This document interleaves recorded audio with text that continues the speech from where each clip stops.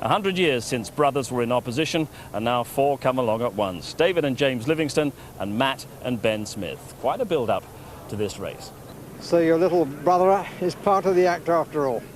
He is indeed. I guess the first thing to say about that is as personally and as a club, we're very sorry for Wayne. To put 6-7 months of training in, although he's our opposition. I mean, that's one hell of a thing to have that taken away from you, not be able to race today. It was 2 days before the race. We were doing some practice starts right in front of the Putney embankment going full speed, and we managed to go full tilt into a Harbour Masters launch, and the end result was my wrist was broken and I missed the race. But my brother's a very good oarsman, and I think he'll do an excellent job, and I suspect that it won't make huge amounts of difference to Cambridge's speed today. You have to be very organised to fit all the work in and obviously do the rowing. So you have to just plan ahead, really. So, I mean, I think I've got pretty good at that over the last couple of years. Gets there. Yes! Try and describe how you think you'll be feeling when the race gets underway. My heart will be pounding and my eyes will be streaming and I won't be able to watch properly. But I'll have to be there at the end. James, who's going to win the boat race? Cambridge. Oxford. Leave it at that. Leave it at that. See you on the day. Yeah. Both presidents in the stroke seat this year. Hasn't happened, I'm told, since 1841 that both presidents are stroking. From the crews for the 149th University Boat Race, the Oxford University crew and the cocks of the Dark Blues from University College, Acer Nethercott. At bow from University College, John Adams. At 2 from Pembroke College, Baz Dixon. At 3 from Corpus Christi College, Sam McLennan. At 4 from St Edmund Hall, Scott Franson. At 5 from Christchurch College, Robin Vaughan Taylor. At 6 from Christchurch College, David Livingston. At 7 from Magdalen College, Henry Morris. At stroke, the Oxford president from St Anne's College, Matt Smith. Well, he could have stopped last year after what he described as the perfect race. This is his 4th. He's won 2 and lost 1. And now, after his degree in biology, a postgraduate studying the science and medicine of athletic performance. The 149th race waiting to get underway. Cambridge 77, Oxford 70.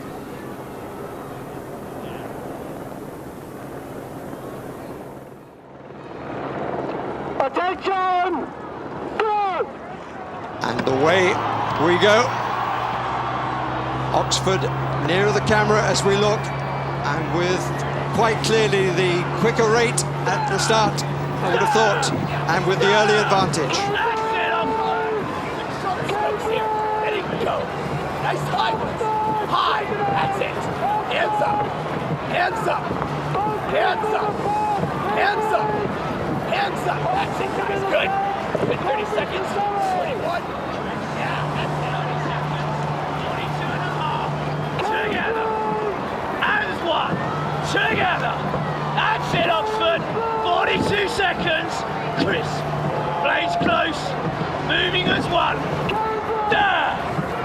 There. 45 seconds. Now. There. Find the rim. Moving as one with the early advantage to Oxford. Dan Topolsky. Very, very just about a canvas there, just about 6 or 7 feet up.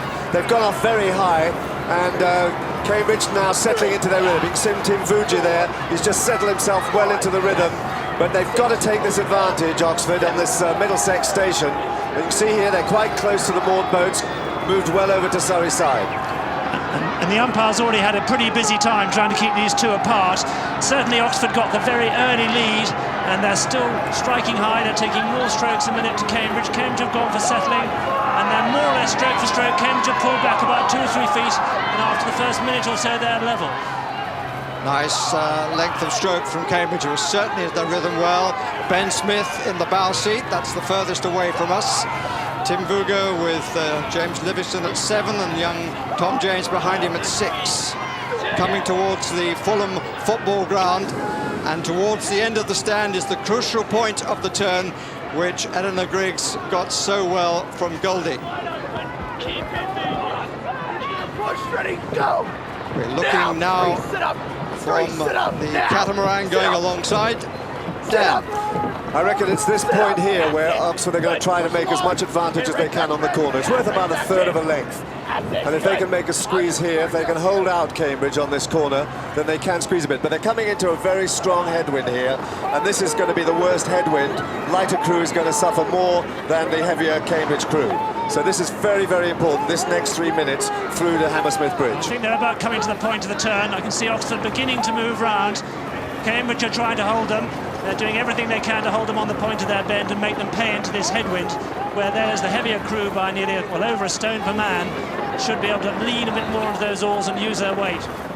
They're pretty close together, aren't they? I mean, they're very, very close together, overlapping there. Umpire shouting a lot, trying to keep them apart, but they are separating now.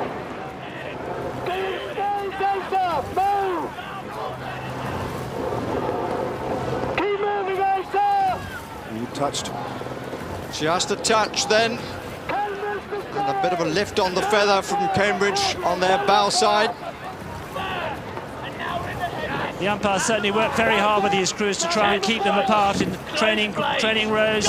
He warned them about keeping apart, but they're right on top of each other. Cambridge are going to try and squeeze back into this race over the next 2 minutes, because their bend will come into play as they reach the Harrods Wall, which is about 2.5 minutes away from now. Well, this is all advantage really for Cambridge here. Heavier crew, stoner man heavier, into a headwind like this. This is where they have to make a move. Then the advantage comes onto them. So for the next 5 minutes, it's all Cambridge's advantage. So what we're going to have to see here now is how Oxford can hold this powerful Cambridge crew. And certainly Oxford have steered well off. I think they must have been pushed over by the umpire.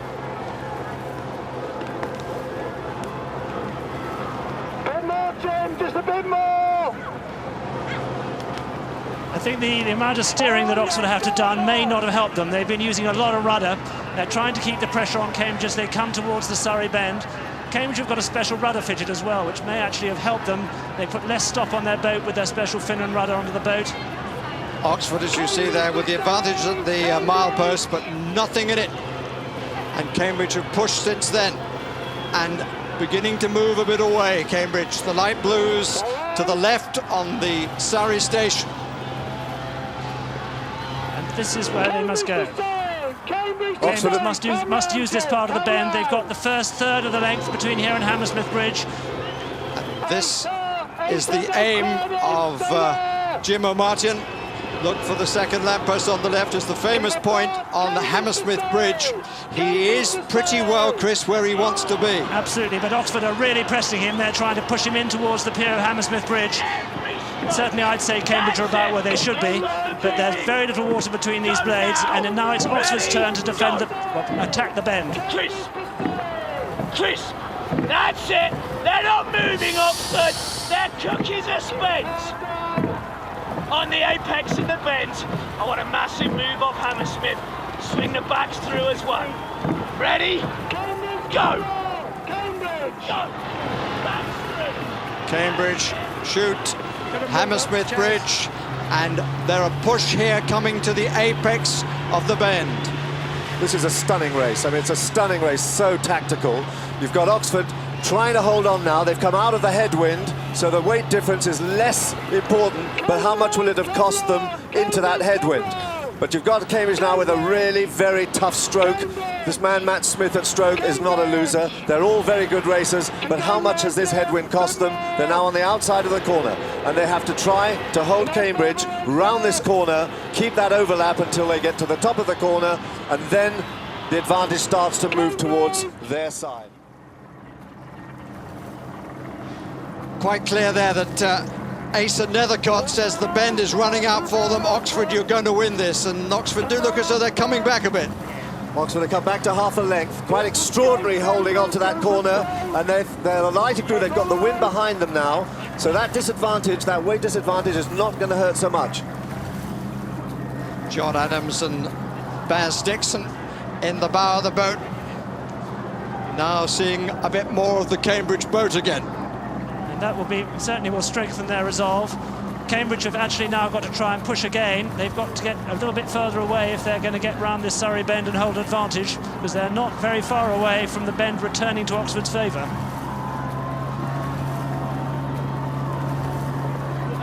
A minute and a half to the bend, shouts Acer Nethercott. It's all our race.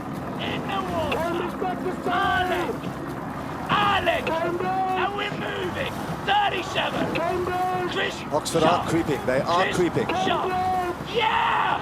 There's the flag at the Chiswick steps. We're moving. Cambridge reached Chiswick steps first, but not by much. Quarter of a length at most. They are again side by side, and this is becoming the pattern of the boat race in modern times. They're two very well-trained crews now, professional coaches, very well prepared, and I think this is what we're going to see more and more. I think Oxford are edging ahead. We have such a difference in weight here, a stone a man difference. It's never been done in the history of the race. Such a big difference between the crews, and you've now got Oxford. They've held into the headwind, round the outside of the corner. Now they are beginning to move. Oxford to Middlesex. That's it. 35 and a half. Next spring. Ready? Now. 10 on the legs. Crisp, sharp. 8 of us on one of them. That's Barnesbridge in the distance, but it looks a bit closer for Oxford than it does for Cambridge. That's the split times at Chiswick steps. So close again. 11:11 the time for Cambridge. And certainly since that time the lead's changed. Oxford have certainly gone ahead.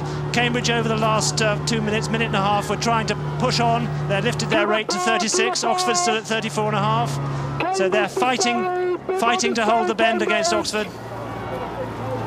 Look at the determination on the face of Matt Smith. This is a Oxford being warned to move to Middlesex, and what we're seeing here, Chris, is the demand as they come past the bandstand. Cambridge are going to have to do what Oxford did last year and come from behind at Barnesbridge. Cambridge have closed the gap again. It's back from 2/3 to about half a length. I don't know where Cambridge are finding it, but they've certainly dug in, and now the advantage of the Barnesbridge to Oxford is more or less run out. It's very much a straight run in for the next minute and a half.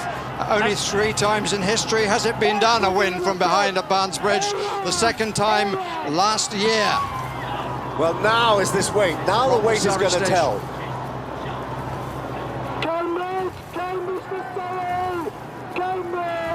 It's a wonderful race again. Cambridge are coming back. Oxford trying to hold. Both coaches using every bit of lung power that they have. And certainly Cambridge have found some more. They're trying to find an extra change of gear. They're pressing Barnes. They're pressing round that bend, trying to press Oxford. But it's still about 1/3 of a length to Oxford. 1 minute to go.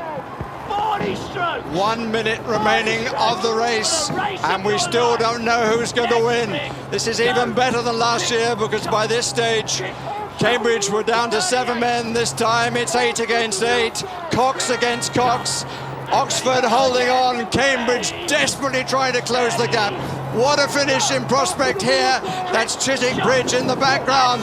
The grit of the teeth of Smith and Livingston. Livingston in the Cambridge race. Oxford holding on, Dan. This is extraordinary stuff. I mean, it really is about a minute to go. Oxford are trying to hold on. That weight difference really telling here as Cambridge come round on the outside. The bend is unrolling now. The bend is unrolling. It's still about half a length. Quite extraordinary finishing here. What a race we've had. A coxswain's race, a stroke man's race, and Cambridge still coming. Cambridge coming back again now. It's still their race, possibly. Oxford are holding on there, but it's closing very much, but there's only about 10 strokes left to row. This is a great finishing rhythm from Cambridge, but Oxford holding on. Cambridge closing. Oxford coming to the finishing post. This is going to be an unbelievable finish. Oxford have won. Oxford have won. Well, let's check. It was so close. The dead heat that the families wanted. That's how close it was. Oxford, how much? Well, we don't know. We don't know how accurate that is. It's going to be down to Ben Kent, who's on the finishing line. He's the man who will be able to tell us who got across that line first. No official verdict has been given yet. Looked like about 2 feet. That is the best race in history. Quite an extraordinary race. and we still don't know. And it's confirmed, Oxford are the winners. Robin Bourne-Taylor, a little ashen face, and who can be surprised? The ISIS crew coming down to congratulate their men. There's Franson, the Canadian. And they all looked absolutely whacked, and who can be surprised? Yes, there isn't the usual kind of huge celebrations, is it? They've been in a boat race. And don't forget Wayne Pommen too, the one who missed the race. What must be going through his mind now? Absolutely, but as we look at the beaten Cambridge crew, I hesitate to use that word, beaten, but they did lose, albeit by a foot. So how good was that? 1 foot, end of a 4 1/4 mile race. That must be fantastic. I thought we lost.